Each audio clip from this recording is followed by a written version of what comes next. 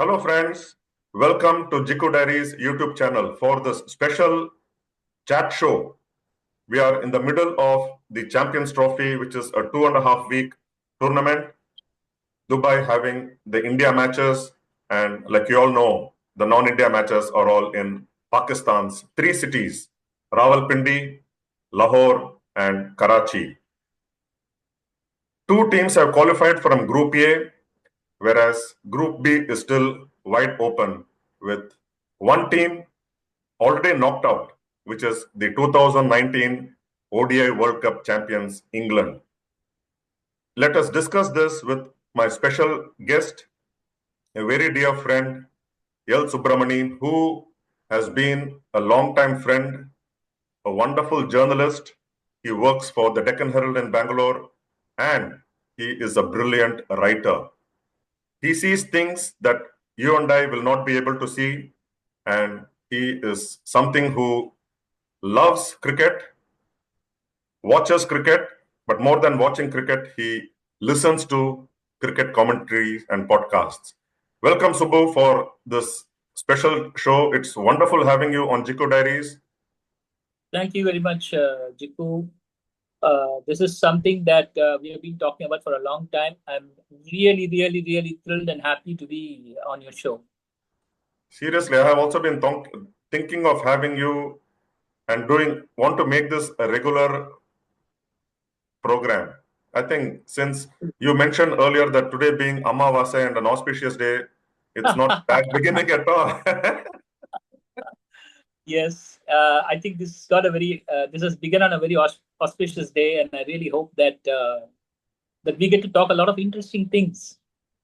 We will do, yeah. But today we will stick to Champions Trophy. We are halfway into the tournament, and India and New Zealand have qualified for the semi-finals from Group A, which was not at all surprising. But the biggest surprise, but then I won't call it surprise because it was coming along expected lines. England knocked out of Champions Trophy by Afghanistan yesterday. What do you think of it, Subbu? You know what? I think when they opted to bat first, I had a feeling that that it's going to be Afghanistan's way because see, Gikku, you know that England doesn't have the kind of bowling that's required for the pitches that sort of exist in Pakistan and the whole of South Asia. I'm particularly kind of disappointed with the way they have deployed their spin attack. I mean, you have Liam Livingston, you have a few other choices, but apart from Adil Rashid, Yes. nobody seemed to sort of threaten the opposing batsman more. And without the spin department being strong, there is always going to be a trouble for the bowling team from overs 11 to 35 or 40. 40, yeah. When you're going to consolidate the score. So I have a feeling that England lost the plot right from the beginning by the way they chose their team. And the other problem also with their base attack is that rather than choosing to stick to line and length, they were doing a lot of intimidatory short pitch bowling. That's not going to work in South Asia, isn't it? I mean, exactly. If you do it in Lords or Southampton or Birmingham, probably that will work there. But I don't think it's going to work here. So I think they've lost the plot right from the beginning. And even in batting, it is bizarre because I was looking at them till about 40, 41 overs. They were supposed to, sort of go. I think from the stage of consolidation to acceleration, they were missing it very badly because they're trying to hit out, as they say, hit the opponents out of the park. Right. But it's not work again. The basketball concept is kind of spectacularly failed, if you ask me. Yes. Yeah. So that's what I.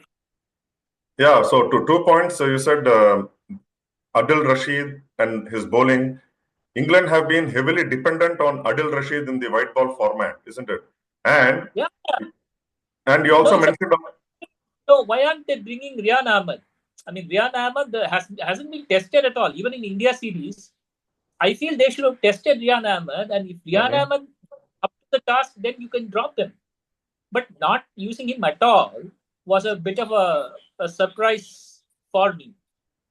That's right. And Rehan Ahmed was brought in because a pace bowler got injured and was ruled out of this Champions Trophy. So a leg spinner coming in as a replacement into the squad for Braydon Cars, and you don't Yes. play him on conditions where you would imagine Yes. and where the spinners come into play. And Exactly. you were, yeah, and It's bizarre. It's bizarre to say the least. I don't know whether Brendan McCullum. Brendan McCullum, again, surprising because Brendan McCullum has played a lot of cricket in South Asia, yes, as part of the New Zealand team and also part of IPL. So he right, must know a bit about the conditions here. So I don't know. It's not computing. The way he's choosing his team. correct. And you said when Afghanistan won the toss and chose to bat, first thing that struck me was the match was gone out of Afghanistan's way because I thought they should have been chasing. And initially, in the initial part of their batting, a commentator also was surprised about Afghanistan's choice of batting first. But then But they put up enough runs on the board. They see you never know. They could have even lost it had Joe Root stayed there, or it's all okay, had ifs stop and for buts. But just a then second. Just I want to just turn off this. Yeah. Okay. Yeah. Sorry. yeah, Yeah. so that's what it went so close that it could have been England chasing that 326 target. Joe Root was the only one to be in the game. Their batting has Yes. been a total failure. No, Phil Salt, Harry Brook, their newcomer Jamie Foster, Jamie not Foster. What is he? Jamie Smith. Those kind of players, they are not coming to the fore. And Ben Duckett, how long can you be depending on him to provide the kind of start that he has been getting? Yesterday, he also Yes. got some start, but then he couldn't do what he did against Australia. And unlucky, his record individual score in Champions Trophy had to be on the losing side. Yes. England lost to Australia in that big chase by Australia, thanks to Josh Inglis, the English born who put it against his own country of birth. So it's finally the English that defeated English. English defeated English. Yeah, that's right. Yeah. Yeah, so Subbu, this Group B is wide open with Yes. Afghanistan also having a chance to go to the semifinals. Australia Yes. still in line. South Africa, yes. So it's among the three teams, isn't it? Okay. How do you look at it? Australia will No, play I let Afghanistan me in the first last league respond match. to. No, Yeah. Yeah. No. No. Australia take on Afghanistan, so it's like almost a quarterfinal match, and South Africa take on this Englishman in their last league. Okay. No. Let me first respond to something that you said. Yeah. See, you said when they chose to bat, you kind of thought that Afghanistan was kind of out of the. But I had a very different take on the whole thing. Mm-hmm. See, if Afghanistan had bowled, Hmm. I don't know. I had a feeling that a very blistering start from England would Mm-hmm. have ended the match for Afghanistan. Okay, Right. by Right. choosing that, I don't know. Is Jonathan Trott still the coach for them? Yes, he is. He is for Afghanistan. Yes. So I think he's taken a very sound call Mm-hmm. to opt bat first because they know the frailties of English bowling. Right. I think that must have played a part in their choice to bat first. Hmm. So that's my feeling. And secondly, as you rightly said, the group is extremely wide open. But I have a feeling that Australia and South Africa will go through. That's my gut feeling. I Mm-hmm. could be wrong because Australia still has the kind of batting power that clicks consistently. See, you look at what happened the last match they played against England. Right. They lost Travis Head, they Yes. lost Hmm. and finally English and Carey. They sort of brought them home quite comfortably.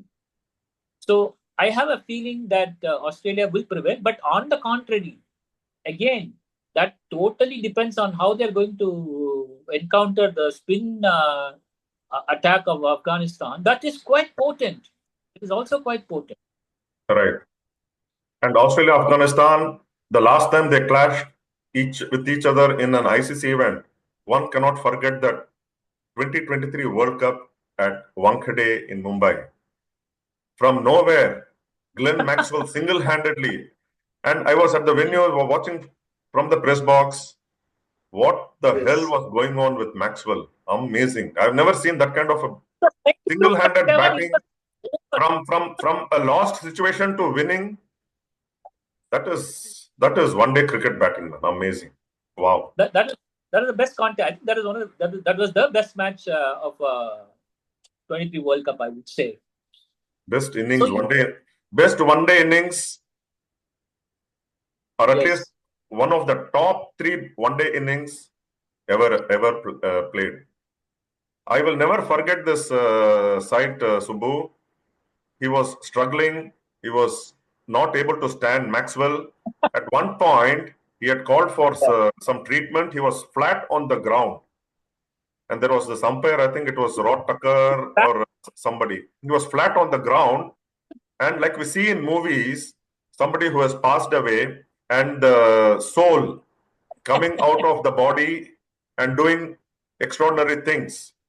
Maxwell suddenly woke up and he was just ready to complete the unfinished business. That was Maxwell. That sight I will never ever forget. No, you said you were in the ground. I'm sure you would have watched that he couldn't even lift the bat. It was so gone, so exhausted. He could not move his feet. It was like playing French cricket. That's amazing. Yeah. That's that kind of you don't even Maxwell will not be able to play that kind of an innings again in his life. But then look at Maxwell, that kind of a batsman who can change the course of the match, is batting at number 7 or 8 for Australia. That is the kind of finisher that most teams would want to have. Do you agree or not? No, I agree. See, I agree. The only problem with him is that I think he delivers in fits and starts. Suppose if he, little more consistently, I mean, the contest is over. You can contest is over. But I think a lot depends on how they are going to encounter the spin challenge of Afghanistan, which is quite potent. You know what? I think I was very impressed with the way Gulbuddin Naib bowled. I think he didn't bowl much, but there was a lot of promise in what he did, and also Mohammad Nabi. Right. Very good. I mean, I don't know the way. I think he got. I don't know who did he get out. He got one. Was it Jamie Smith? This is a fantastic wicket. Fantastic. So I have a feeling that that this is going to be a biggest challenge for Australia. But at the end of the day, they also have experienced batsmen. See, Kerry is definitely experienced. Smith is experienced. Travis Head on his day can be very destructive. Right. So that it is pretty even, Steven. But yeah, you never know. The contest you see. The thing is, cricket is a game of glorious uncertainties. So you never know what will happen. And Marnus Labuschagne has not fired yet. So yes, he's due. He's due for a big innings. Right. Yeah. So all of this is, you know what, I'm eager about Group B. Group A has very much settled. The Sunday's match is going to be pretty much about who's going to top the group. That's all. Yes. It's a bit of a formality. Yes. Whereas the next few matches in Group B is going to be really exciting. Yes. Friday and Saturday, because today is that again inconsequential match, Bangladesh versus Pakistan in Group A, and Friday and Saturday will be the most awaited. Friday being Australia versus Afghanistan, and Saturday being South Africa versus England. So yes, yeah, I have that although South Africa England may not be very consequential for England, it is definitely consequential for South Africa. Similarly, Afghanistan will be definitely licking their lips. I don't know where they are playing this match. Was it Lahore or Karachi or Pindi? Wherever they are playing, it is going to be a high-scoring match. That is for sure. Yes, Yeah. yes, high scoring. You're right about that, I guess. So, Group A, did you think it was going to be only India and South Africa, or you thought there could be some surprises? Of course, Bangladesh, the way they are playing, nobody could expect Bangladesh to make it, but the other No, team, Gikku being very. Pakistan being the hosts, they have been knocked out. Surprising. It won't be a surprise, I would say. But what did you think of Pakistan's early exit? No, it is not entirely unexpected, if you ask me, because see, their bowling attack entirely depends on the skill of Afridi, uh, Rauf, and Nazim Shah. Among the three, except for Shah, the other two weren't up to the up to the mark, I would say. Right. Particular, what happened to his speed? I don't know. He was such a destructive bowler in 2022 T20 World Cup. What happened to that is a wonder for me. And similar, even Aris Rauf, I have a feeling that the Melbourne innings that Virat Kohli played, the way he played it, I think like how Fakhar Zaman destroyed R. Ashwin in Correct. Yes. I think we took a very sweet revenge on them by moving down. Because after that, he's not the same bowler. I've never seen him. Okay, I think he took a fifer in South Africa. Yeah. But I don't know. I think he's not the same consistent, destructive bowler that he was. So there they lost the plot. They lost the match. Another point is even in their batting, I don't know. So many dot balls. I don't know, 160 odd balls, 140 odd balls. Yes. The dot ball percentage is quite high. Yeah. So Given all this, I have a feeling that Pakistan is one team that is very potential-wise, they are very good. They have a very good, great potential to defeat any country on a given day, any opponent on a given day. But I think they're unsure of themselves. There's a bit of a hesitancy about the way they play. They're not very. Babar Azam, I don't know, such a blistering start to his career. After such a promising start, now he's floundering very badly. And even Mohammad Rizwan. yes. I don't know. He's such a nice batsman. I mean, he used to score very fluently. But what happened to him, I don't know. Even that innings against India, so many dot balls. I think he was the other end. I think Salman Agha was playing well. I think he was the one who ate away so many. Salman Agha has been one consistent performer for Pakistan in recent times. Yes, and you tell me, Gikku, you tell me this. See, why didn't they pick up Abdullah Shafiq? Okay, I think he is one of the most consistent batters on top of the ladder, and imagine, I think the other guy was injured. Saim Ayub was injured, I think. Yes. But Abdullah Shafiq should have been in the team. I mean, he's such a shoe-in. He's such a no-brainer, to have him in the team. But then, no, Subbu, with Pakistan cricket, you are not sure who. You do not know so many things happening inside the board.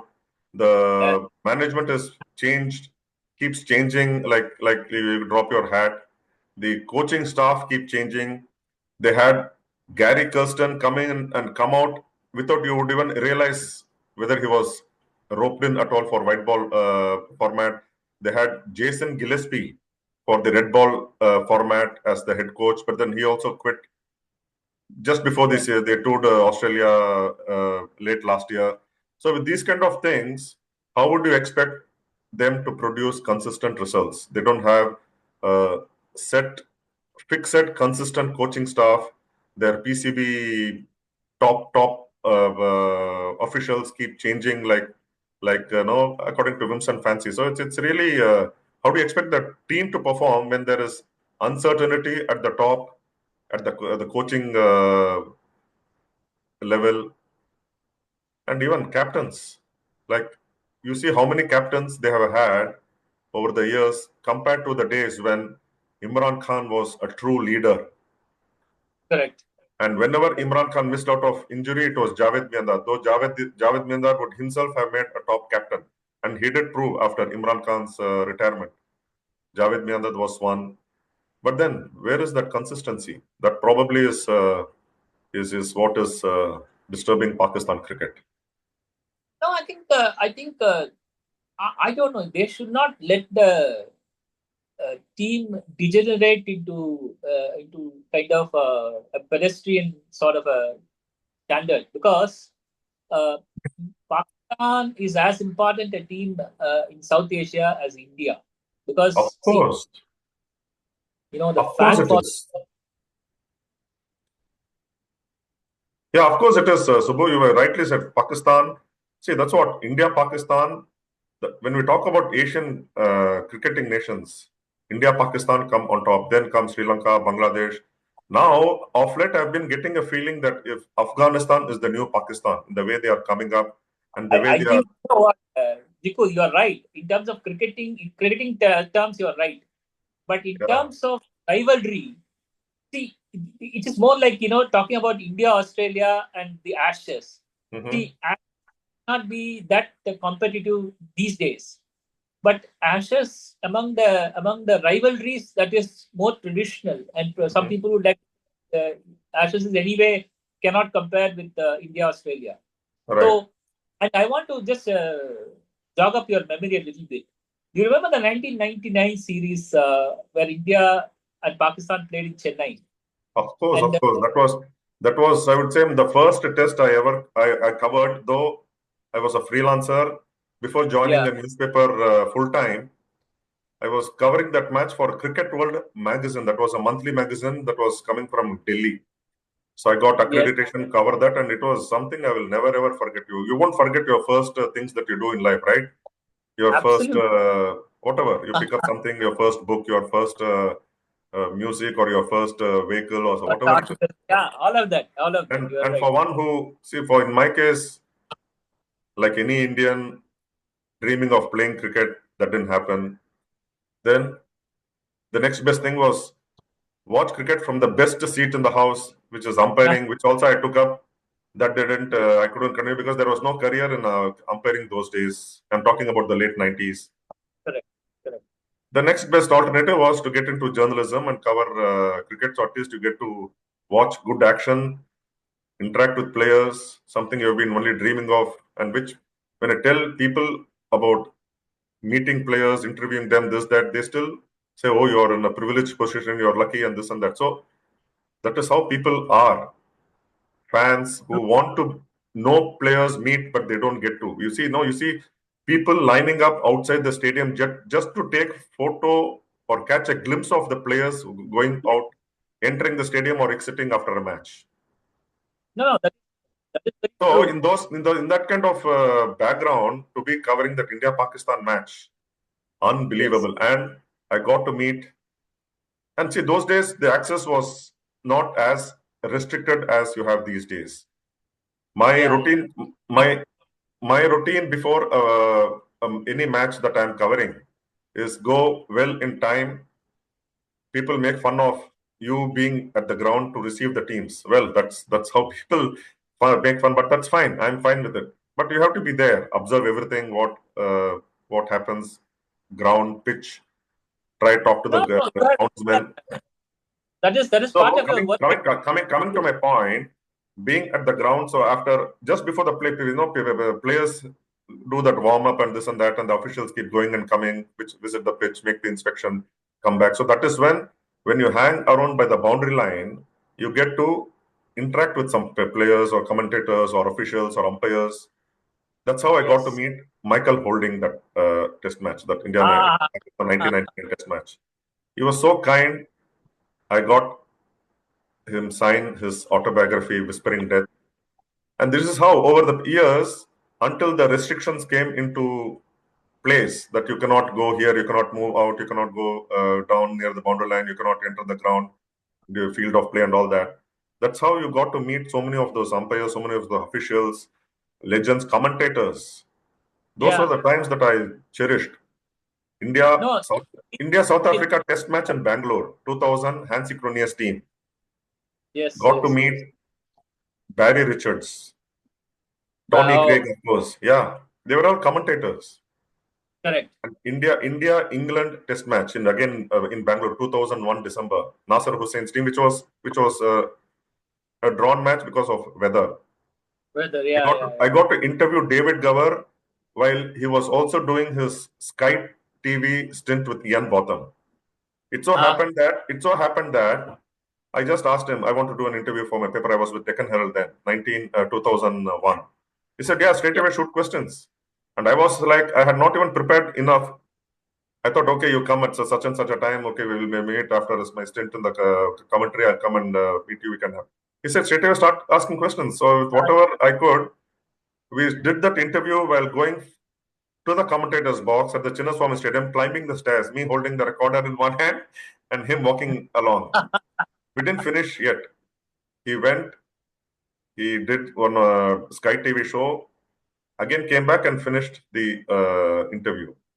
Those kind of things you will never ever get to do in current generation. So this is what it is. Since you asked about 99, I just No, went definitely. back. But then those things you cannot get, and those are cherished memories.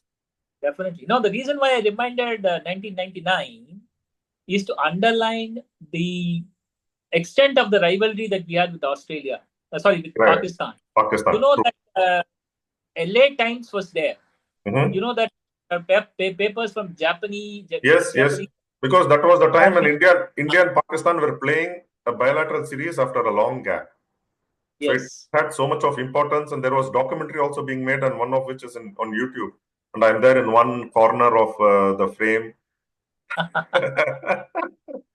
No, 19. so that rivalry is what I'm missing these days. You Correct. don't You're have. absolutely correct, because the match is becoming more one-sided with India dominating Pakistan in recent times. Yes.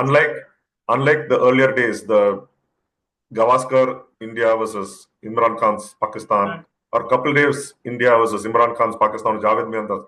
It's missing nowadays. The competition, the contest. There is no even contest nowadays. No, there is no intensity in the whole thing. Right. See, okay, for example, I like when Pakistani players praise Virat Kohli. I like it. I'm not saying no, but I think I want them also to kind of hold their head high. Yes. But Yes. And that's missing. there are these videos on YouTube where even some of the Pakistan commentators make fun of their own team's performances. Like there Yeah. was this visual of Wasim Akram saying, about having hopes or something. Like he was saying, like you go to an astrologer, you say you're poor, then again you accept that. Then again you go to see his what his future lies. Then he says you're going to be even poorer. You accept it, and he goes back. Then again he goes for the third time. You're going to be very very poor. By now I come to accept that I know what to expect. So this is what they make fun of even the Pakistan cricket team. So you kind of say that it is a given that Pakistan is going to lose to India. So that is how it has become. Exactly what I was hinting at. Yeah, See, yeah. a Group A is settled even from the word go. Right. See, you know that New Zealand defeated Pakistan. I mean, they're flogging them like dead horse. Yes. I think in the last 2 or 3 weeks they defeated them 4 times. And they beat then them in the Tri-Series final also recently before the Champions Trophy. the Tri-Series final. Yeah. Yes, So yes. they've been getting flogged by New Zealand, and India that India has been a very superior team in terms of preparation, in terms of form, in terms of team combination, whatever else you take. Exactly. India's been, No, just look at only the spin talent in both the teams. The Indian spin trio compared to the Pakistanis. There itself, you have India has beaten Pakistan. There itself. Yeah. There again, they lost a bit of a thinking, because they should have also included another regular spinner. which Yeah. Abrar Ahmed is good, but Abrar Ahmed is also not. I wouldn't say that he's not taking so many wickets like Yes. Jadeja, for Yes. not, Yes. not that many wickets. So I think probably uh, there's no comparison between the two teams. So you know that that's almost settled. Okay, on a Correct. given, no. But I was looking at February 23rd as almost given, and Yes. the contest for India is coming this Sunday. That is Correct. only true. And I would even say that New Zealand has a slight edge, psychological edge, Hmm. given that the Indians have been losing to them in recent times. And So importantly, Tom Latham has been scoring runs of late, which is a dangerous thing for New Zealand. And the opponents yes, have to be wary of Tom Latham because though New Zealand have been winning and the Test series in India, they whitewashed India 3-0. Tom Latham as captain was not performing at all, not scoring runs. But now Latham has begun to score the way he used to. So that is something that India has to be really conscious of. yes. No, look at their top order. Their top order is very, very formidable. You know, till about Michael Bracewell, Yes, bad.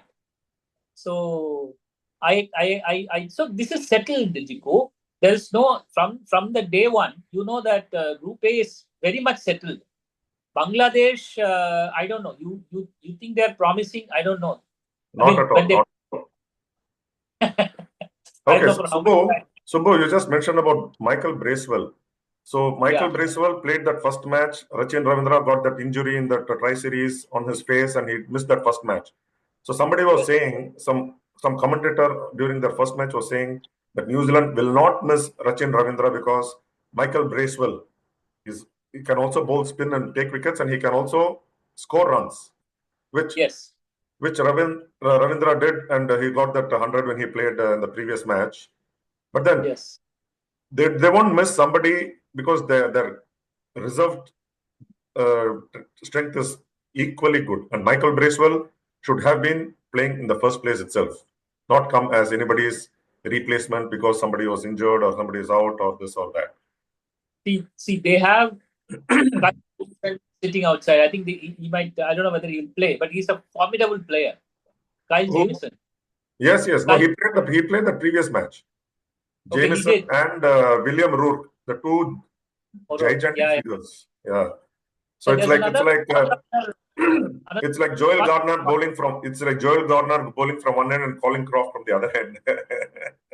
Just in terms of their stature and height. Subbu, just for Yes, this Champions Trophy and it's the interest. Pakistan should have been there, but then they are not there because that is what their talent is.